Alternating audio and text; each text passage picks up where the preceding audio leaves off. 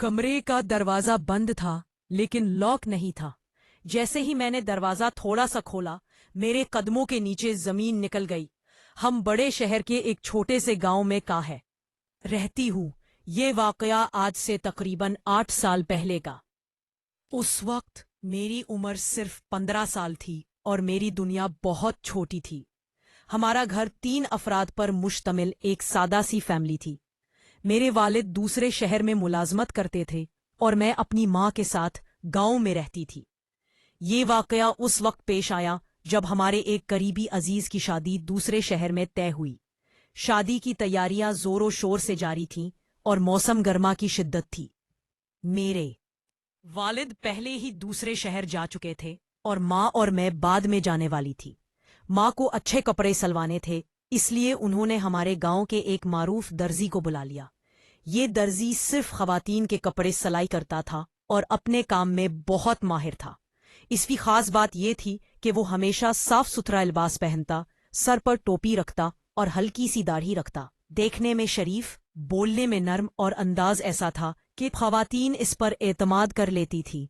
ये दर्जी मेरे वालिद का पुराना दोस्त भी था, इसलिए माँ ने उसे बुला झिझक बुला लिया। जब वो रात को आए, मैं सहन में बैठी हुई थी।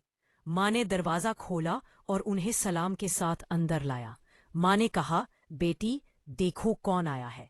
मैंने दर्जी को देखा, जो मामूल के मुताबिक नर्म मुस्कुराहट दे रहा था। माँ ने फौरन उन्हें पानी दिया और पूछा, दूध पिएंगे? दर्जी ने हंसकर कहा कि जी दूध पी लूंगा। कुछ देर बाद माँ ने कहा, आइए कमरे में चलते हैं, कपड़े और नाप ले लें। वो दोनों अंदर गए। मैं थोड़ी देर बाद पानी पीने के बहाने अंदर की तरफ गई।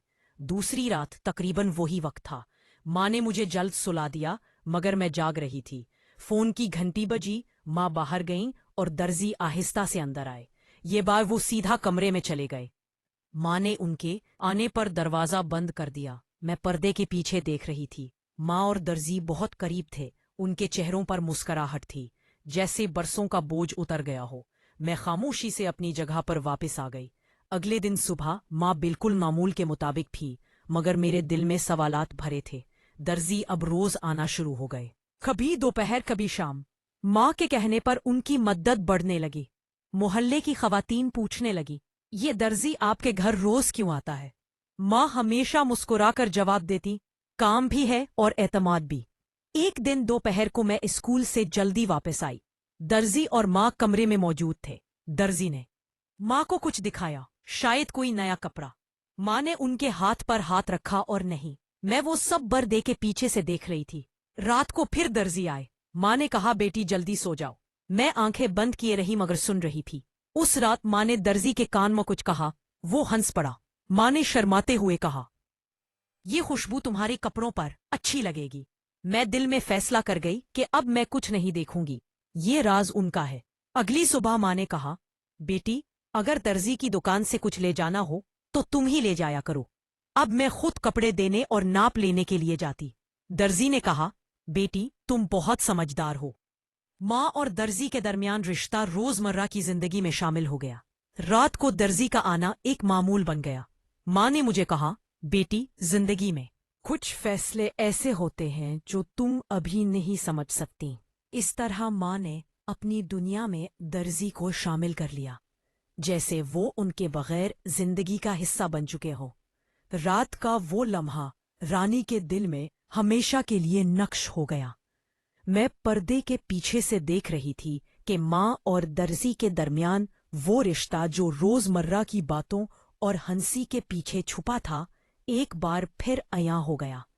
दर्जी ने माँ के हाथ में कपड़ों का बैग थामा और वो आहिस्ता आहिस्ता करीब हो गए। माँ की आंखों में एक अजीब सी खुशी और इत्मीनान थी जो मैंने पहले कभी नहीं देखी थी। इस रात मैंने सब कुछ समझने की कोशिश की। मैंने देखा कि माँ और दर्जी के दरमियान सिर्फ काम या मामूली ताल्लुक नहीं था, उनके दरमियान एक खामोश मोहब्बत और कुर्बत मौजूद थी। वो एक दूसरे की बातों में मुस्कुरा रहे थे, छोटी छोटी छोटी बातों पर खुश हो रहे थे, और ऐसा लग रहा था जैसे वो बरसों की तन्हाई और अकेलापन एक दूसरे की सोहबत में पाने लगे हों। لیکن میں نے یہ بھی محسوس کیا کہ یہ تعلق میری دنیا میں ایک بوجھ کی طرح آیا۔ میں اپنی ماں کی عزت اور محبت کی علامت تھی، اور آج وہ کسی اور رنگ میں نظر آ رہی تھی۔ دل کے اندر ایک عجیب سی کشمکش تھی، حیرانی، خوف اور تھوڑا سا درد۔ میں سمجھ گئی تھی کہ یہ راز اب صرف ان دونوں کا ہے، اور مجھے اس میں مداخلت کرنے کا حق نہیں۔ اگلے دن سے میں نے فیصلہ کیا کہ پردے کے پیچھے دیکھنا اور سمجھنا میری حد سے باہر ہے۔ میں نے اپنے دل میں یہ بات رکھ لی کہ ماں اور درزی کے درمیان جو بھی تعلق ہے وہ ان کا ہے، اور میں صرف ایک خاموش ناظر رہوں گی۔ میں نے اپنی پڑھائی اور روزمرہ کی مصروفیات میں خود کو مشغول رکھا، لیکن دل کے اندر سوالات اور جذبات کا طوفان جاری رہا۔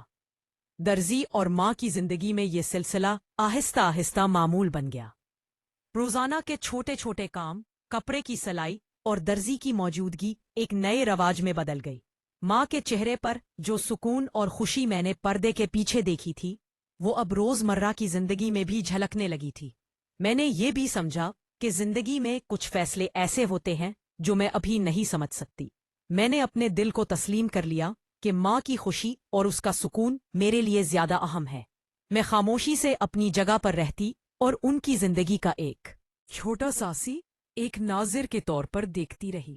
وقت کے ساتھ میں نے خود بھی یہ سیکھ لیا کہ سب کچھ اپنے طور پر دیکھنا یا سمجھنا ضروری نہیں۔ بعض راز اور تعلقات صرف ان کے لیے مخصوص ہوتے ہیں، اور میں نے اپنی جگہ سے یہ سبق حاصل کیا کہ کچھ چیزیں دل میں رکھی جائیں تو بہتر ہیں۔ شروع میں دل میں ایک عجیب سا خوف اور الجھن تھی۔ میں اپنی ماں کو ایک ایسی روشنی اور پاکیزگی کی علامت کے طور پر دیکھتی آئی تھی، اور اچانک یہ راز میرے سامنے آیا۔ پہلے تو میں اسے سمجھ نہیں پا رہی تھی۔ ہر رات پردے کے پیچھے چھپ کر دیکھنا دل کو ایک غیر محسوس دھڑکن میں مبتلا کر رہا تھا۔ لیکن وقت کے ساتھ میں نے غور کیا کہ ماں کے چہرے پر جو سکون اور خوشی تھی، وہ پہلے کبھی نہیں دیکھی تھی۔ میں نے دیکھا کہ درزی صرف ماں کے لیے خوشی لے کر آتا تھا، اور ماں بھی اس کے ساتھ ایک نیا